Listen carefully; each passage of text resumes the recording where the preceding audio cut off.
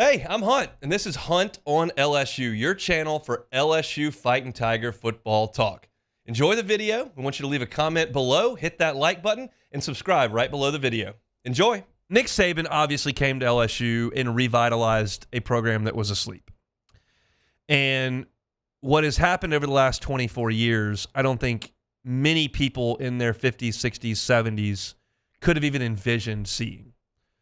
LSU had a couple of good runs there with Hodgson, and they had a nice couple of moments under DiNardo, but LSU was not anywhere near a national power.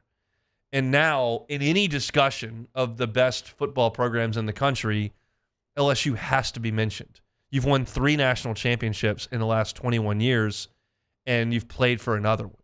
There are very few teams that can boast anything resembling that. And you can argue how much is due to Saban, but you can't discredit him completely. But we know the story with Nick Saban now. He left LSU when you felt like you were on the precipice of being great. We know what he left behind with Bo and Landry, Davis, Dorsey. Like the first-round picks, ridiculous in the first couple of years under Les.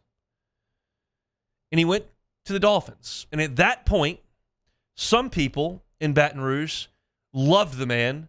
Thank you for what you did. I understand you got to go to the NFL. That's a dream you wanted to chase. Thank you so much. Go Dolphins. And some people, screw you, you left. We had something great and you left. And that's complicated in its own. But then you add the bigger twist, which is coming back to Alabama. Well, now you coach in the division and we don't like you right off the bat. And yeah, you almost beat us in 2007, but we beat you and we won the national championship and we're still good. And y'all were in the Independence Bowl 2 years ago, so whatever. We don't like you. You coach the other team, but we're fine. And then there's another twist. And he builds the greatest college football juggernaut of the generation. And that makes things really complicated. And for me, when he is wearing that shirt that he's got on right there, the red one with that A on it, I despise the man. I think nothing of what he built at LSU over that 4-year, 5-year run. Nothing. Because right now, you're coming into my state, cherry-picking top-end talent, wrecking my dreams in 2011 and 2012 and 2014, and rattling off national championships in the process. Right in my face. I don't like the man. I don't care what you did at LSU. That's how I felt in 12 and 13 and 14, all the way through this past year. Do not care about the fact that you built the football ops facility or the Cox Communications deal. Do not care that you put programs in place that allowed a lot of the progress that went on over the last 20 years to happen. You coach for the other team, don't like you. That's how I felt. And now, he doesn't coach there anymore. And personally, as I've now taken a week to kind of digest that, and I'm watching Kalen DeBoer try to keep any humans in the football facility in Tuscaloosa. The horses are out. I kind of sat back yesterday after listening to Jimmy and Charlie talk about this and went, a lot of that ill will from me is gone. And I can now sit there and say, you know what? If they don't hire him, this may not happen. It may have. LSU was always a place that had a lot of passion and had a lot of great players in driving distance and was going to be in the SEC with that network and all the money that comes with it. And maybe somebody else would have kickstarted this thing and got it cooking. Dabo Swinney did it at Clemson. Kirby Smart did it at Georgia. Urban Meyer did it at Florida.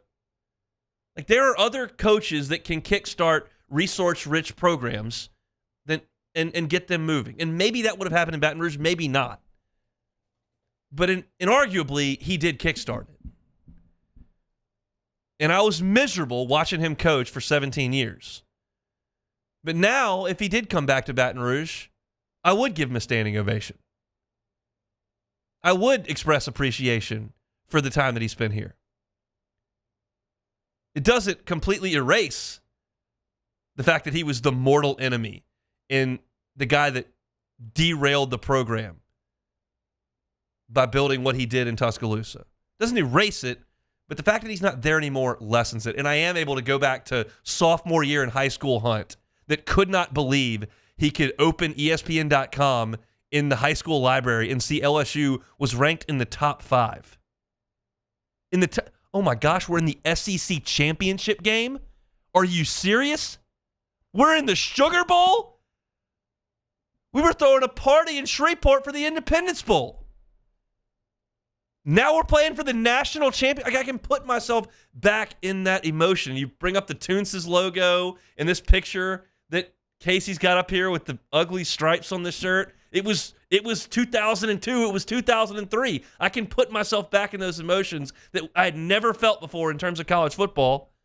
And he was responsible for that. And I can look back at it fondly now. I could not do that while he was visiting all the South Louisiana high schools and just beating our brains in every November. I could not dissociate from it. I can now, I think. We've got a Citizens Bank and Trust poll up, and I'm curious how you feel about Nick Saban today. Are you still scarred by the time he spent in Tuscaloosa? Do you not care about him anymore because he's moved on and you got to just worry about what's going on now? Or do you feel now that, thanks for all that. Appreciate it. The last week has shifted me. And maybe there's a little bit, maybe it's been added to because of the ridiculous exodus out of that football program over the last week. Maybe that's expedited my thoughts of, it really is over. I can really look back. It's complicated, like I laid out. Like, it's very complicated. If he'd have left and gone and won a bunch of championships, as Charlie said yesterday at Penn State, I don't think that emotional buildup is quite as strong. But the fact of the matter is that he put a roadblock in front of LSU and Auburn for almost 2 decades.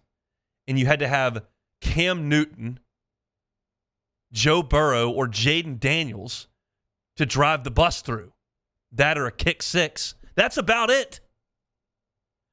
That's what it took to get where you were trying to get. No one else in college football was dealing with that. LSU and Auburn, that's it. Texas A&M will try to say they did in the COVID year. Go sit in the corner. I'm still not super wild about the way Nick Saban treated people sometimes, especially the media at times. I'm not sure he'd have been my best buddy. We've exact opposite personalities. But I can now sit back and go, hey, that was pretty cool what you did. I'm glad LSU's really good now. Due in some part, whether you want to say it's 98% or 14%, because he came here and got it kickstarted. Complicated stuff, but we don't have to worry about him anymore. He's moved on. We got Kalen DeBoer in that chair now. We'll see how that goes. It's been quite a week for Coach DeBoer.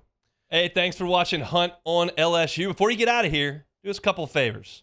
Hit that like button, leave your comments below, and subscribe to the channel for all your Fighting Tiger football talk. See you next time.